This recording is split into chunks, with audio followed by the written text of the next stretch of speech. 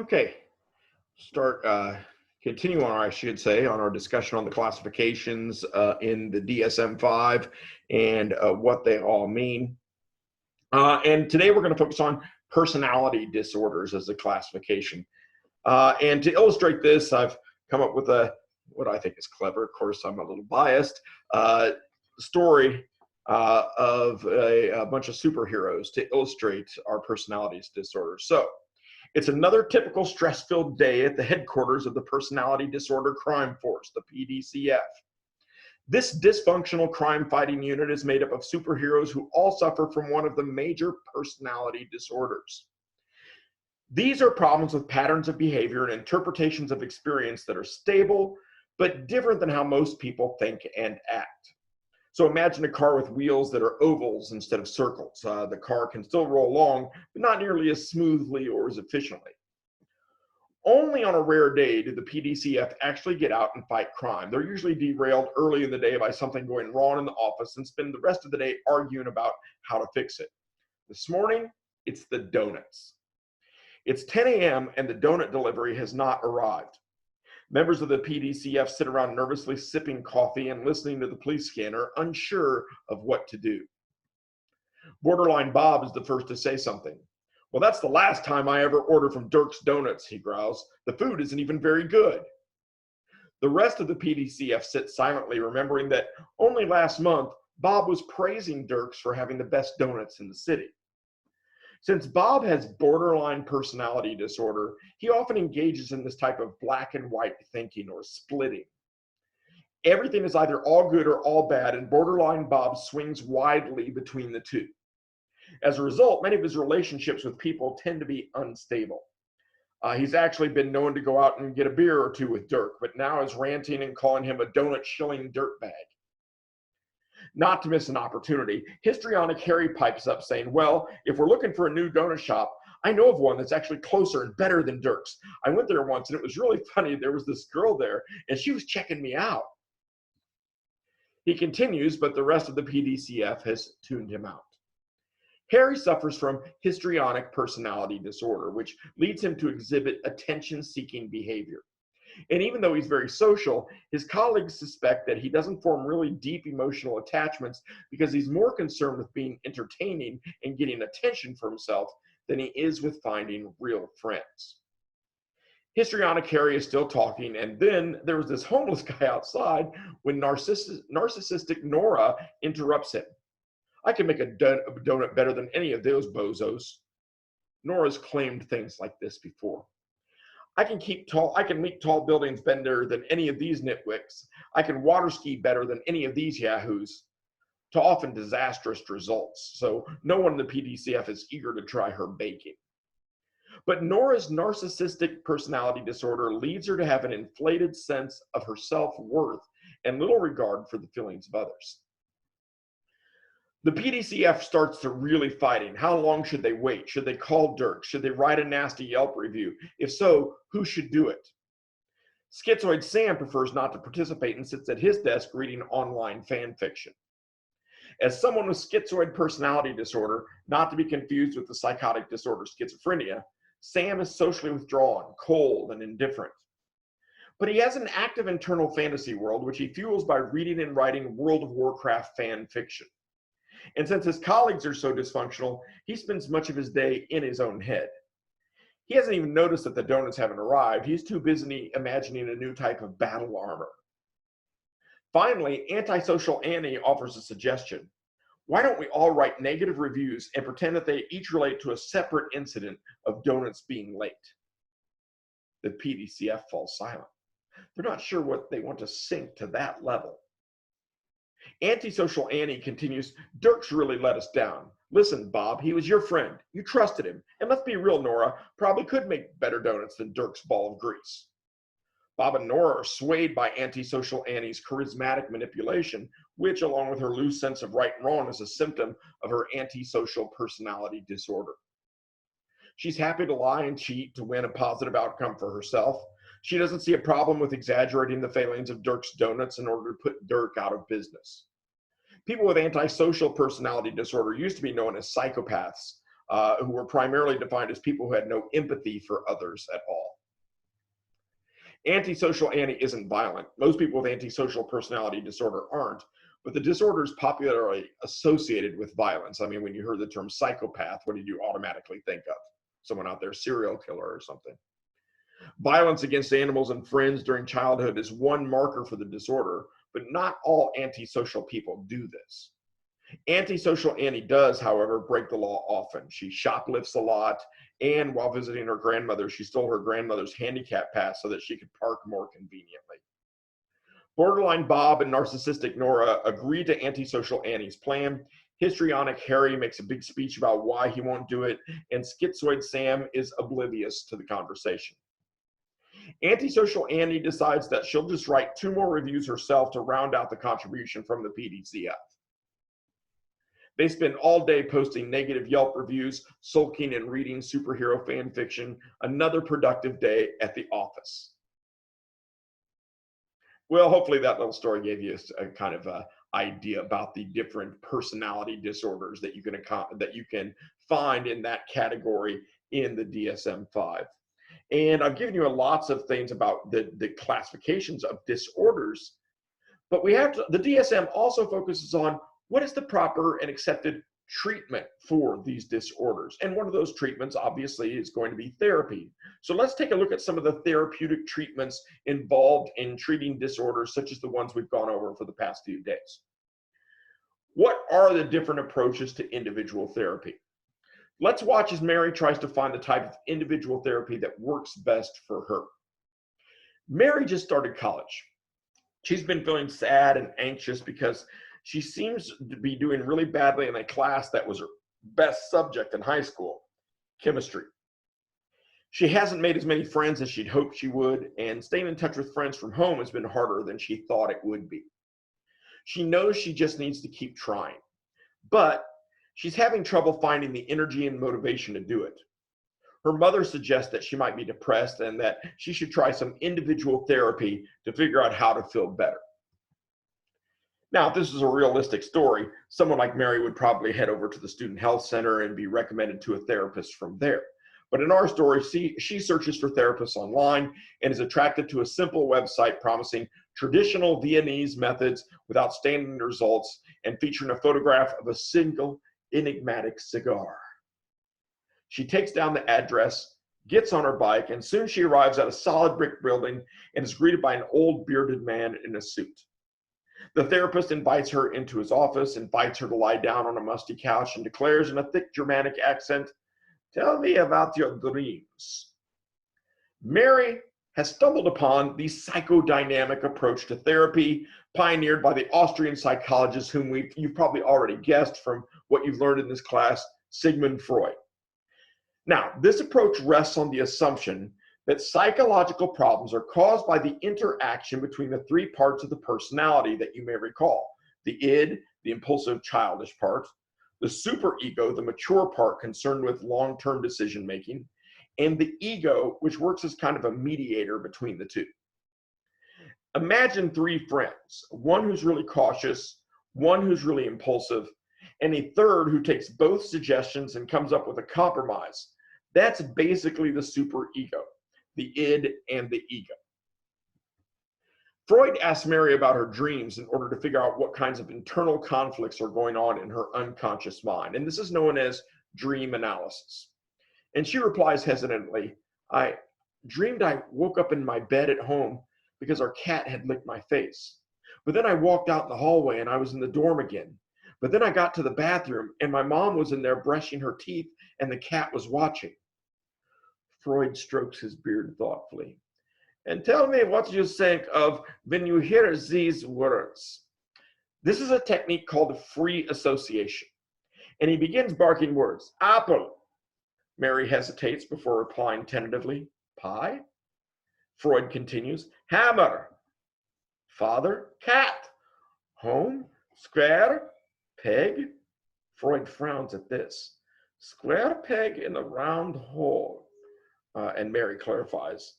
"Ah," he announces, "your dreams and your free associations lead me to interpret that the problem is you are ambivalent about leaving home. You'll miss your family. You'll miss your cat.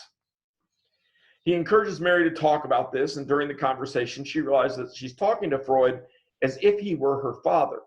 And this is a process known as transference, or beginning to think of the therapist as someone important in your life.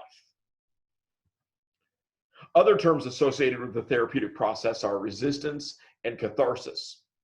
And when Mary suggests at the end of their session that she may try out a few therapists before settling on a particular method, Freud accuses her of showing resistance or interfering with treatment just as it gets close to revealing a hidden inner conflict. You'll never reach catharsis if you quit now, Freud calls as she leaves, referring to the release of tension a patient undergoes when they identify and solve inner conflicts. Next, Mary goes to see an old, friendly-looking man wearing a red bow tie. And this particular psychologist, Aaron Beck, is who developed cognitive therapy with the specific goal of treating depression. So Mary thinks he might be a perfect match. It sounds like you're worried about making friends, Beck says after listening to Mary for a while. Yes, Mary says, and it makes me feel bad about myself, like I'm not likable. I leave my door open and only a few people come to see me. Beck nods sympathetically and then says, you seem to have some self-defeating assumptions about what it means to have trouble making friends in college.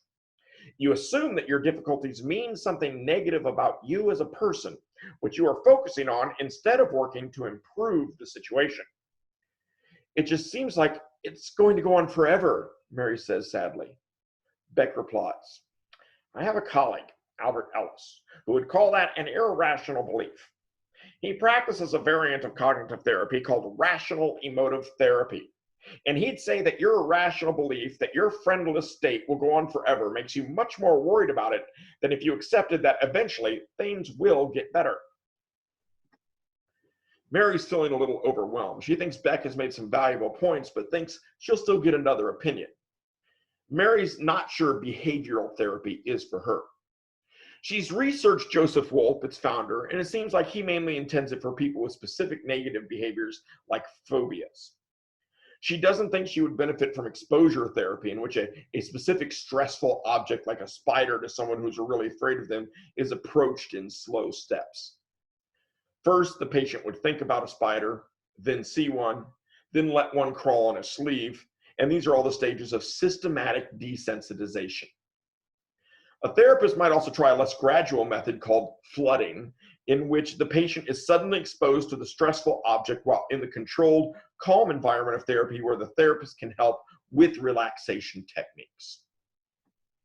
She's pretty sure that aversion therapy isn't for her either. She doesn't think she has any specific inappropriate behaviors that need to be discouraged.